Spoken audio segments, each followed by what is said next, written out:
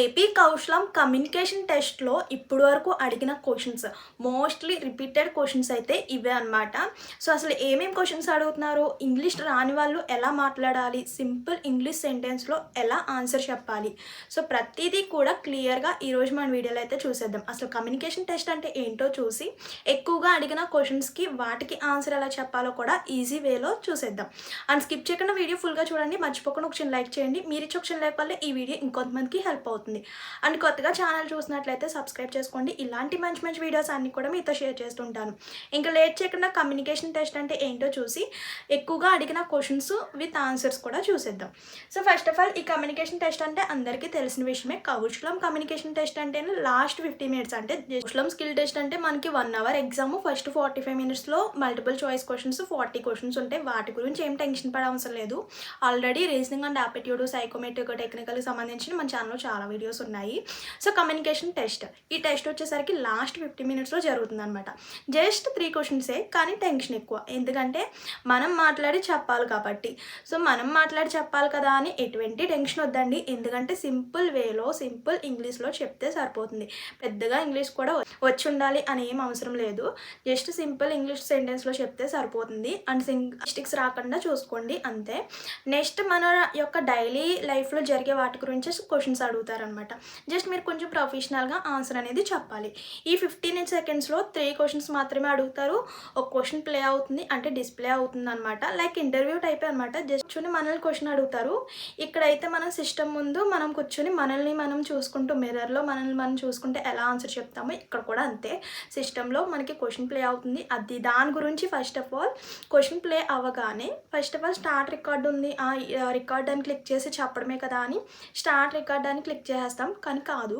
ఎందుకంటే first of all ఇచ్చిన question క్లియర్గా అర్థం చేసుకొని ఎలా మాట్లాడాలి ఏంటి అన్నది డిసైడ్ అయిన తర్వాత స్టార్ట్ రికార్డ్ క్లిక్ చేయండి. ఎందుకంటే వన్స్ క్లిక్ చేసిన తర్వాత అది 30 సెకండ్స్ అనేది వెళ్ళిపోతూ ఉంటుంది. మీరు ఆలోచించుకోవడానికి ఏమి ఉండదు అనమాట. So first of all decide అయ్యి తర్వాత స్టార్ట్ రికార్డ్ క్లిక్ చేశారనుకోండి, రికార్డ్ క్లిక్ చేయగానే మనకి 30 సెకండ్స్ అనేది రన్ అవుతుంది. మీరు ఆన్సర్ కూడా 2 to 3 లైన్స్ సింపుల్ ఇంగ్లీష్లో చెప్తే సరిపోతుంది అనమాట.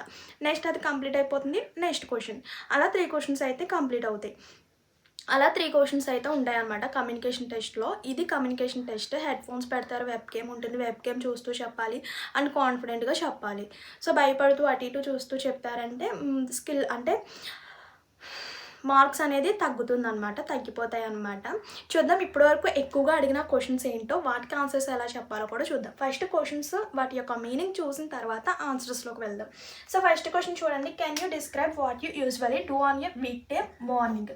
సో వీక్ డే మార్నింగ్ గురించి డిస్క్రైబ్ చేయమంటున్నాడు. సో వీక్ డే మార్నింగ్ అంటే సో డైలీ డే కాదు, వీక్ డే మార్నింగ్ అంటే లాస్ట్ వీక్ అంతా మనం వర్క్కి స్టడీస్కి వెళ్ళిపోతూ ఉంటాము. వీక్ డే సండే మార్నింగ్ ఏం చేస్తాం? కొంచెం లేట్గా లెగుస్తాము. అలాగే ఫ్యామిలీ మెంబర్స్ అండ్ ఫ్రెండ్స్తో టైం స్పెండ్ చేస్తాము. అలాగే ఇంకేమన్నా వర్క్స్కి చేస్తాము. ఇలా మీ వీక్ డే మార్నింగ్ గురించి చెప్పాలన్నమాట. నెక్స్ట్ క్వశ్చన్ చూడండి. How do usually spend your lunch break? Lunch బ్రేక్లో మీరు ఎలా స్పెండ్ చేస్తారు? మోస్ట్లీ రిపీటెడ్ క్వశ్చన్ అనమాట.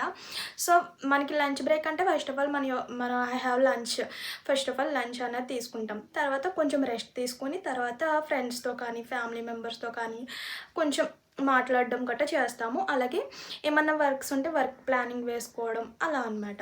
జస్ట్ 2 to 3 లైన్స్లో చెప్దాం. ఆన్సర్స్ అయితే చూద్దాం. ఫస్ట్ క్వశ్చన్స్ చూడండి. So next, what time do you usually start your work or studies? Me work అనేది స్టడీస్, ఫర్ సపోజ్ స్టడీసా లేకపోతే వర్క్ ఏదో ఒకటి. సో మార్నింగ్ ఎన్నింటికి స్టార్ట్ చేస్తారు? ఏ టైంలో స్టార్ట్ చేస్తారు? డైలీ మార్నింగ్ ఏ టైంలోకి స్టార్ట్ చేస్తారు? అంటే for suppose 8, 9.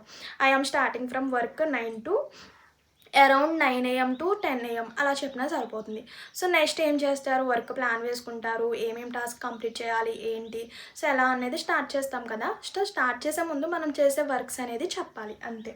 Time and work ఏం చేస్తాం? ఫస్ట్ ఆఫ్ ఆల్ ప్లాన్ వేసుకుంటాం కదా, ఆ ప్లాన్ గురించి కొంచెం డిస్కస్ చేయాలి. So next, how do you handle pressure or tight dead line?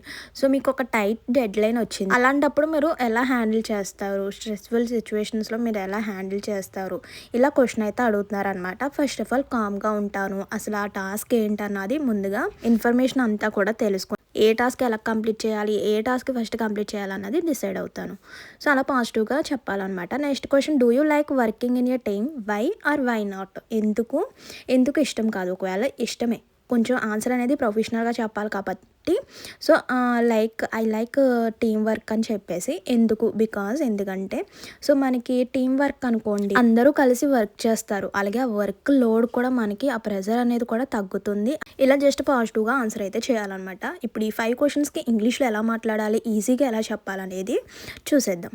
First question చూడండి, can you describe what you usually do on a weekday morning? చెప్పాను కదా, ఇందాక క్వశ్చన్స్ అయితే డిస్కస్ చేసుకున్నాము.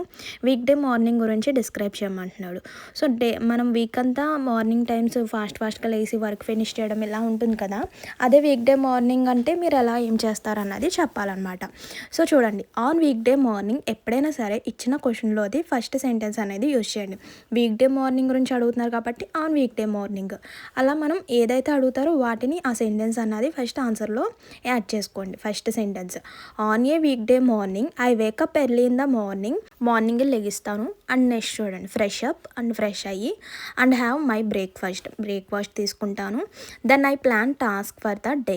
సో ఆ డే ఎలా జరుపుకోవాలి అంటే టాస్క్స్ అన్నీ కూడా కొంచెం ప్లాన్ వేసుకుంటాను. ఏ టాస్క్ చేసుకోవాలి, ఏ టాస్క్ ఎలా కంప్లీట్ చేసుకోవాలి అనేది కొంచెం ప్లాన్ వేసుకుంటాను. ఆ డే ప్లానింగ్ వేసుకుంటాను. Next start my work or studies with full కాన్సన్ట్రేషన్తో వర్క్ ఆర్ స్టడీస్ని స్టార్ట్ చేస్తాను. ఇలా సింపుల్గా బేసిక్ ఇంగ్లీష్లో ఇదంతా కూడా రొటీన్ మీ లైఫ్లో జరిగేవి అనమాట ఇవన్నీ కూడా. సో ఫైనల్గా ఆన్సర్ చూడండి, మనం చెప్పేది కాన్ఫిడెంట్గా ఉండాలన్నమాట, చెప్పేది క్లియర్గా ఉండాలి. ఎక్కువ చెప్తున్నామా తక్కువ చెప్తున్నామా అనేది కాదు, జస్ట్ 30 సెకండ్స్లో ఆన్సర్ అనేది కంప్లీట్ అయిపోయేలాగా, గ్రామర్ మిస్టేక్స్ ఎక్కడా లేకుండా మన యొక్క ప్రొనౌన్సియేషన్ అనేది కరెక్ట్గా క్లియర్గా ఉండాలన్నమాట. ఫైనల్గా ఆన్సర్ చూసేయండి, on a weekday morning I wake up early in the morning, fresh up and have my breakfast, then I plan task for the day, start my work or studies with full concentration. ఇలా సింపుల్గా చెప్పేయండి. So next question చూద్దాం, how do usually spend your lunch బ్రేక్లో మీరు ఎలా time spend చేస్తారన్నారు కదా. So lunch బ్రేక్లో ఏం చేస్తాం చెప్పాను కదా, ఫస్ట్ ఆఫ్ ఆల్ మీల్ అంటే భోజనం చేస్తారు, తర్వాత ఒక చిన్న రెస్ట్ తీసుకుంటారు, తర్వాత ఫ్రెండ్స్తో కానీ ఫ్యామిలీ మెంబర్స్తో కానీ కోలీగ్స్తో కానీ చాట్ చేయడం లేదా వాళ్ళతో కొంచెం టైం స్పెండ్ చేయడం, అలా my self for the rest of the day. చూడండి ఫైనల్గా ఆన్సర్, ఇది కూడా సింపుల్ బేసిక్ ఇంగ్లీషే అనమాట, పెద్దగా ఇంగ్లీష్ ఏమి వచ్చి ఉండవసరం లేదు. I usually spend my lunch break చెప్పాను కదా, ఇచ్చిన సెంటెన్స్ ఫస్ట్ సెంటెన్స్ అనేది క్వశ్చన్లో ఏదైతే క్వశ్చన్ అడుగుతున్నారో అది మాత్రం చెప్పాలి. I usually spend my lunch break అదంతా కూడా క్వశ్చన్లోనే ఉంది కదా. సో ఫస్ట్ ఆఫ్ ఆల్ మనల్ని ఏమైతే అడుగుతున్నారో ఆ సెంటెన్స్ని ఫస్ట్ తీసుకురండి. I usually spend my lunch break by having a meal, first of all meal తీసుకుంటా, taking a small rest and some time chatting with friends or colleagues, myself for the rest of the day. ఇలా చక్కగా clear ప్రొనౌన్సియేషన్తో చెప్పాలన్నమాట. Next questions చూద్దాం. Next వచ్చేసరికి what time do you usually start your work or studies? మీ యొక్క work and అలాగే for studies అనుకోండి. సో ఈ రెండిట్లో ఏదో ఒకటి అనుకోండి. సో వర్క్ ఆర్ స్టడీస్ ఏదైనా సరే ఏ టైంకి స్టార్ట్ చేస్తారు, ఎలా స్టార్ట్ చేస్తారు అనే దాని గురించి అడుగుతున్నారు. I usually begin my work around 8 or 9 AM. So ఎప్పుడైనా సరే వర్క్ కానివ్వండి, ఆఫీస్ వర్క్ కానివ్వండి, స్టడీస్ కానివ్వండి, ఎప్పుడైనా సరే మనం అరౌండ్ 8 or 9 AMకి స్టార్ట్ అవుతుంది కదా వర్క్ అనేది. So I usually begin my work around 8 or 9 AM. Starting early keeps me fresh up, focused and productive, and it helps me manage my task better throughout the day. So ఇలా సింపుల్గా basic ఇంగ్లీష్లో చెప్తే సరిపోతుంది. ఇక్కడ question క్లియర్గా అర్థమవుతే మీకు answer మీకే వచ్చేస్తుంది అనమాట, అంత సింపుల్గా చెప్తే సరిపోతుంది. How do you handle pressure at tight dead lines? చెప్పాను కదా, టైట్ డెడ్ లైన్స్ వచ్చినప్పుడు మీరు ఎలా హ్యాండిల్ చేస్తారు చూడండి. First of all I stay com. First of all మీరు కన్ఫ్యూజ్ అయిపోకుండా కామ్గా ఉండండి. అండ్ నెక్స్ట్ దాని గురించి ఒక చిన్న ప్లాన్ వేసుకోండి, ఏది ఫస్ట్ స్టార్ట్ చేయాలి, ఏది ఇంపార్టెంట్, ఎలా ఏంటన్నది చిన్న ప్లాన్ వేసుకోండి. అండ్ తర్వాత కొన్ని బ్రేక్స్ కూడా తీసుకొని కొంచెం రిలాక్స్ అయ్యి వర్క్ అనేది కంటిన్యూ చేస్తారు. సో దాన్ని సింపుల్ ఇంగ్లీష్ సెంటెన్స్లో ఎలా చెప్పాలో చూద్దాం. చెప్పాను కదా, ఫస్ట్ ఆఫ్ ఆల్ ఇచ్చిన సెంటెన్స్ ఫస్ట్ ఆఫ్ ఆల్ అడిగిన క్వశ్చన్లోది ఆ సెంటెన్స్ అన్నది యూజ్ చేయండి. When there is pressure or tight deadline. So pressure or tight deadline వచ్చినప్పుడు ఏం చేస్తారంటే first of all I stay calm and make a small plan, list the task and start with the most important one. I avoid distractions and focus only on the work. If needed I take short break to refresh my mind and the continue. ఇలా simple basic ఇంగ్లీష్లో చెప్తే సరిపోతుంది. Next question చూడండి, do you like working in a team, why or why not? ఒకవేళ మీకు team work ఇష్టమా and ఇష్టమైతే ఎందుకు, ఒకవేళ ఇష్టం కాదు అంటే ఎందుకు కాదు. సో ఇలా క్వశ్చన్ అయితే అడుగుతున్నారనమాట. మనం ఆన్సర్ చెప్పేది అనేది పాజిటివ్గా ఉండాలి కాబట్టి అండ్ ప్రొఫెషనల్గా ఉండాలి కాబట్టి I like working in a team. So నాకు వర్కింగ్ టీమ్ అనేది ఇష్టమే, టీం వర్క్ అనేది ఇష్టమే. ఎందుకంటే ఐడియాస్ని షేర్ చేసుకోవచ్చు, ఒకరినొకరు సపోర్ట్ చేసుకోవచ్చు, అలాగే టీం వర్క్ అంటే మనకి వర్క్ ప్రెషర్ కూడా తగ్గుతుంది ఇలా కదా. సో దాన్నే మనం బేసిక్ ఇంగ్లీష్లో చెప్పాలి. I like working in a team because we can share ideas and support each other.